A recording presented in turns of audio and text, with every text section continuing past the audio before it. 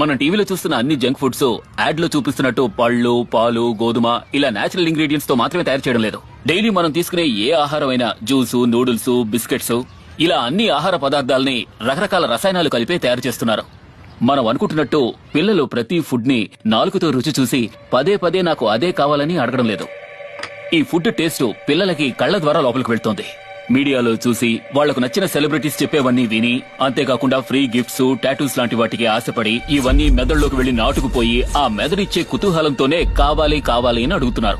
ఈ ప్రొడక్ట్స్ లో కలర్ కోసం, టేస్ట్ కోసం త్వరగా చెడిపోకూడదని ఎన్నో రకాల కెమికల్స్ కలుపుతున్నారు. కానీ కొన్ని కంపెనీస్ మాత్రం అతిగా లాభాన్ని ఆశించి వీటిని ఎక్కువ శాతం కలుపుతున్నారు. పిల్లలు రోజు బ్రెడ్ మాత్రమే తింటున్నారా? జామ్ తింటున్నారు, నూడిల్స్ తింటున్నారు, బిస్కెట్స్ తింటున్నారు, జ్యూసులు కూడా తాగుతున్నారు. ఇలా ప్రతి దాంట్లోనూ రకరకాల కెమికల్స్ ఉన్నాయి. ఇవన్నీ ఆ పిల్లాడి కడుపులోకి వెళ్లి ఒకదాంతో ఒకటి కలిసినప్పుడు అది ఆహారంగా ఉంటుందో విషంగా మారుతుందో ఆలోచించండి.